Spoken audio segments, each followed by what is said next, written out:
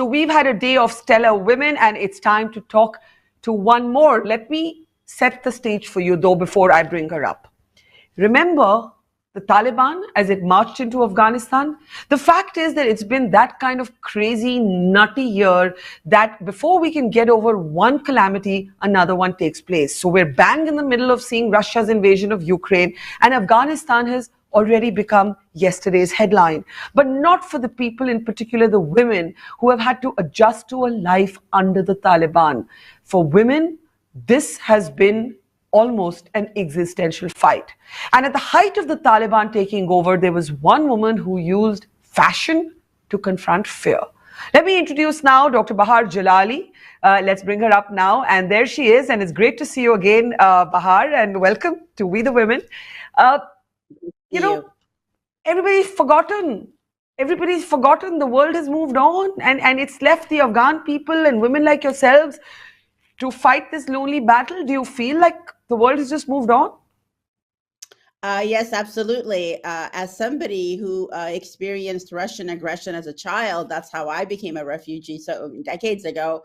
I feel like the Afghanistan story should be amplified because we are now, the world is confronting Russian aggression, and that's something that the Afghans know very much about. This is how our decades of war actually began. But the situation in Afghanistan is very dire, and we do see headlines in The Guardian and major newspaper outlets because there's a major famine going on. The Taliban have banned women from traveling internationally without a male guardian. As you know, the ban on secondary education for girls, high school, teenage girls are not allowed to go to school. So things have gotten much worse since they've marched into Kabul on August 15th. And the world, of course, has forgotten, although the situation is so bad that, it continues to make headlines. And I want to take you back. Ironically, you're talking about the Russian aggression vis-a-vis your country, Afghanistan. And right now, Russia is at war with Ukraine, has invaded Ukraine, in fact. But I want to take you back to,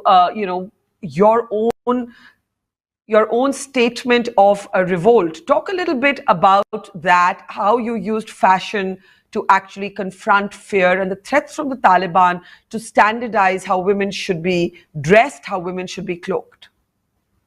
Well, I feel like fashion, especially the fashion of a country, is very much part of that country's identity, especially women's identity. And oftentimes, as we see, when an extremist regime comes into power, the first people to be impacted are women, and the way that they, the restrictions on dress, on movement, on employment, all of those things. So the movement that I started was something, that I had been concerned about for many years. I'm old enough to remember the beginning of war in Afghanistan. And over the decades, I saw how our identity was being erased.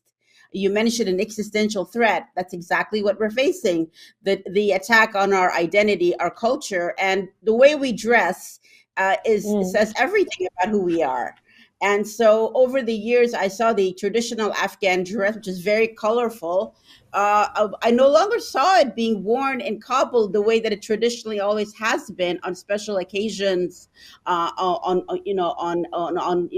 just on a regular basis in some parts of the country.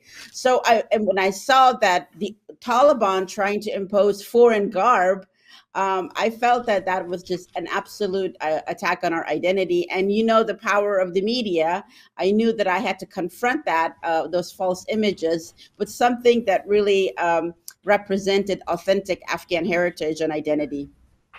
And these images that we are seeing on the screen, these in fact went globally viral. It became a global hashtag. And suddenly you had all of these women joining in from all across the world. And how do you think that this kind of created the resonance that it did? Well, I think that the fears that I just expressed to you about our identity being erased is something that many Afghan women, they have the same fear. They get it. They understand that it's an attack on their identity. They don't want the world to identify Afghanistan as a place where women have never been allowed to express themselves, where they are invisible. So I think that's why it resonated. These are fears that we all have. It's about every Afghan woman right now feels like their identity is being erased. And that's a very scary, terrifying thing. So I think everybody was very eager to display their own particular Afghan traditional dress as a resistance. This was kind of like our dresses became a form of mass resistance to what the Taliban's attempts to erase us. I mean, that's a very powerful statement that, clothes as a form of mass resistance. But, I want you to weigh in on a kind of complex debate. It's one we're having in India as well. Is cloaking about choice, or is it about imposition? We've had this debate in the context of the hijab and even the burqa in parts of India. And then you have, on the other hand, women in Iran, women in Afghanistan fighting for the right to not be cloaked. And how does a sort of feminist thought reconcile this idea of choice when it comes to what we wear? Because hypersexualization can be one end of the spectrum, and covering women and uncovering them is kind of sometimes the two sides of the same coin. Well, I can speak to my own country's history. In the 1960s, which I'm a scholar of Afghanistan in the 1960s, Afghanistan was very pluralist. My mother got married in a miniskirt.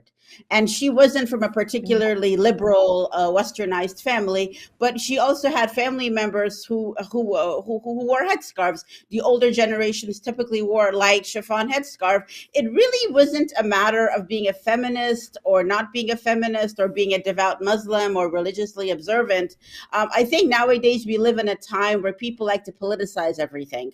And this is a struggle that I've had. When I post pictures of my mother in a miniskirt from 1960s Afghanistan, everybody starts calling me a neo-colonialist or an imperialist sympathizer. And I'm like, my mother knew nothing about these ideologies. She just wore short skirts and nobody said a thing. So I do have a problem with trying to politicize women's dress choices. Now, it is an absolute fact that there are women who cover because they have no choice. That's very much a fact in Afghanistan and many other parts of the world, in the Middle East and maybe South Asia. And that is something that I feel is being kind of treated as cultural relativism by Western scholars. So there's a very famous book, Do Muslim Women Really Need Saving, which is very popular in the gender studies field. I teach gender studies, but I have issues with it because it's trying to kind of treat the burqa or the hijab as a form of anti-imperialist, and I know a lot of women who actually say this, by the way, today, younger women, ironically younger women who may not have had to fight the battles that women of your generation had to fight or my generation had to fight, younger women today who say this is about our identity.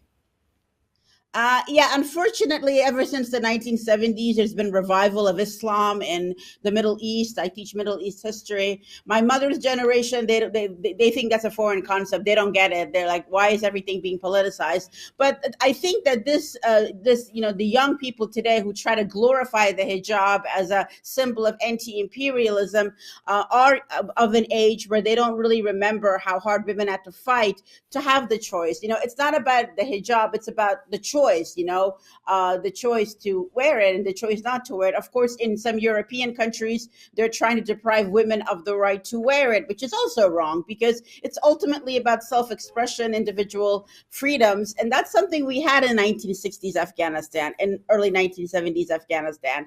But I frankly have issues with feminists and some of the younger generation who really try to look at the hijab, from an anti-imperialist perspective. And I think the problem with that is that they are losing sight of the fact that there are many still in school, who do not see it that way, who view it as nothing more than an imposition on their fundamental rights.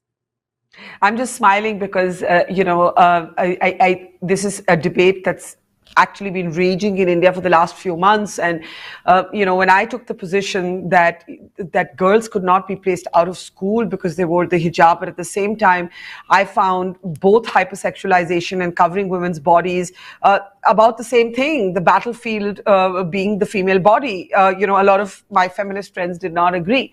Now, let's return to the women of Afghanistan. What are you picking up, like in the few months after the Taliban-led regime? What is happening to women on the ground? Well, things have gotten exponentially worse. Mm-hmm. Recently, the Taliban announced a ban that prevents women from traveling abroad without a male companion. High school girls in secondary education is prohibited for girls. They are not allowed to go above primary education. And within the country, girls are not allowed to travel alone beyond 45 miles. I think it's 72 kilometers. So things have gotten much, much worse. And of course, there's a raging famine. To make matters worse, we have some activists, female, very privileged female activists who live in the West, who are now championing the Taliban. Who are, we have very brave Afghan women demonstrating against the Taliban inside the country, but then we also have these activists who are the symbol of hypocrisy, who are normalizing the Taliban. How? Now, the On what on what basis? Again, the same sort of, anti-colonial sort of argument? not at all. There's not even an ideological aspect to it. It's basically these are Hmm. opportunists. They feel like they want to ingratiate themselves with the Taliban for personal political gain. Now that is really really another challenge, because as you know, the international community has been normalizing the Taliban. Senior Western diplomats, government officials, journalists have been normalizing the Taliban, and that it's been such a horror show to see. And my biggest concern is our voices, the voice of the authentic Afghanistan really has to, we have to speak louder. We have to shout now to get our voices heard, because the challenges that we are seeing inside the country, what's happening to women, and the fact that the Taliban are being normalized is just really very difficult to witness. Many women that I was interviewing at the time that the Taliban was taking over Afghanistan were fleeing the country. They were just going to wherever they could and never thought they could go back. Do you think in the near future these women or people like yourselves could ever return to Afghanistan? I hope so. I hope so. I will never give up on Afghanistan, and that's how you fight for your country. Leaving and saying I'm never going to come back is kind of like letting the terrorists win, letting these foreign occupiers, these terrorists who have been sent by Pakistan to erase us, is something that I could never let happen. So for as long as I'm alive, I'm going to be fighting this fight, and I know that many other Afghan women feel the same way. Even though right now they cannot, return to Afghanistan. We live in a time where resistance can be done in all sorts of ways. So, what do you want the world to know about the plight of women in Afghanistan, what they're fighting for, what matters to the Afghan women the most that you think the world has just easily and almost callously moved on from? Well, I think that Afghan women are fighting for something that women in no other country is fighting for, right? Which is their fundamental human right, which is the right to education, which has been granted to them by Islam, by the Afghan constitution, the right to work, the right to have their identity not being erased. The Taliban are basically banning all sorts of Afghan cultural activities. So I think what the world needs to understand is that there might be conflict in many different countries. The conflict in Afghanistan is really it's a genocide.